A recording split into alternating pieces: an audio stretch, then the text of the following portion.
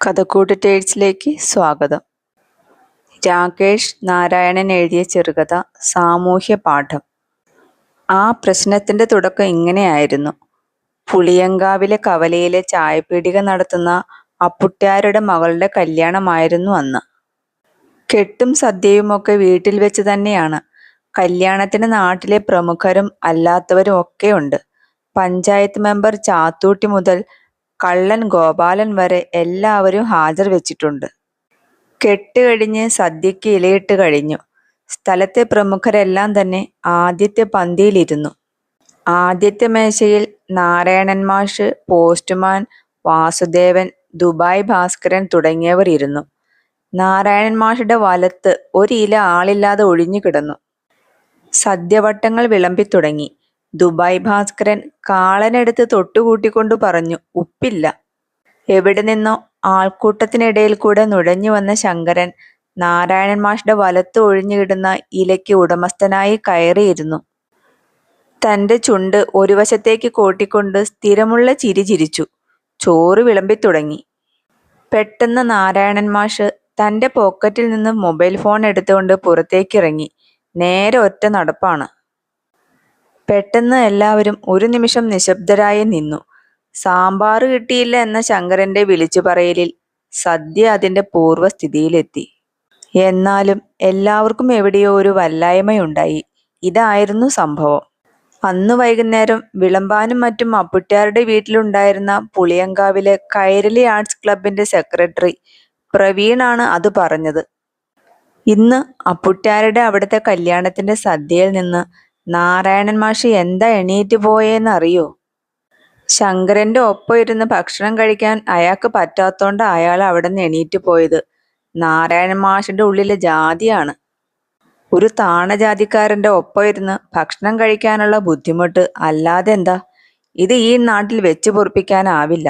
നാളെ ഇത് വീണ്ടും ആവർത്തിക്കും. ക്ലബിൽ കൂടിയവരൊക്കെ പ്രവീണിന്റെ അഭിപ്രായത്തോട് യോജിച്ചു. പിറ്റേന്ന് രാവിലെ ആയപ്പോഴേക്കും പുളിയങ്കാവിലെ കവലയിലും ഇടവഴികളിലും ആ നാട് മൊത്തം ആ സംഭവത്തെപ്പറ്റി സംസാരിച്ചു. ഇത് കേട്ടറിഞ്ഞ നാരായണൻ മാഷ് ആ ആരോപണം നിഷേധിച്ചു. തൻ്റെ അമ്മാവന് അസുഖം കൂടിയിട്ട് ഫോൺ വന്നതുകൊണ്ടാണ് താൻ സദ്യയിൽ നിന്ന് എണീറ്റ് പോയതെന്ന് പറഞ്ഞെങ്കിലും ആരും അത് വിശ്വാസത്തിലെടുത്തില്ല.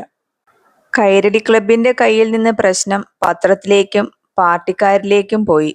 മാഷ്ക്കെതിരായി നാട്ടിൽ ബോർഡുകൾ ഉയർന്നു. എഴുത്തും വായനയും അറിയാത്ത ശങ്കരനെ കൊണ്ട് ആരൊക്കെയോ ചേർന്ന് മാഷ്ക്ക് എതിരായി പരാതി കൊടുപ്പിച്ചു. മാഷിന്റെ വീടിന് മുന്നിൽ ധർണ നടത്തി. പുളിയങ്കാവ് കവലയിൽ പ്രതിഷേധക്കാർ ആർത്തു വിളിച്ചു. ദുബായ് ഭാസ്കരൻ അടക്കം വിരലിൽ എണ്ണാവുന്ന കുറച്ചു പേർ മാത്രം മാഷ്ക്കൊപ്പം നിന്നപ്പോൾ പുളിയങ്കാവിലെ വലിയ ആൾക്കൂട്ടം ശങ്കരനൊപ്പമായിരുന്നു.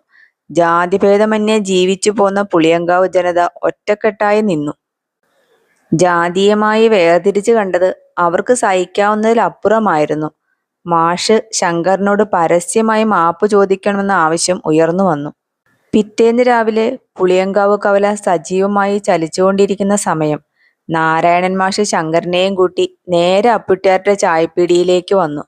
ശങ്കരനെ തൻ്റെ അടുത്തായി പിടിച്ചിരുത്തി. അപ്പുട്ട്യാരെ, രണ്ടാൾക്കും ദോശ.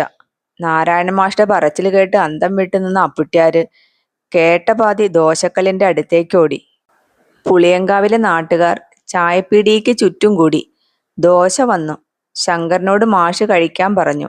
ശങ്കരൻ തൻ്റെ ചുണ്ട് ഒരു വശത്തേക്ക് കോട്ടി ചിരിച്ചുകൊണ്ട് കഴിച്ചു തുടങ്ങി.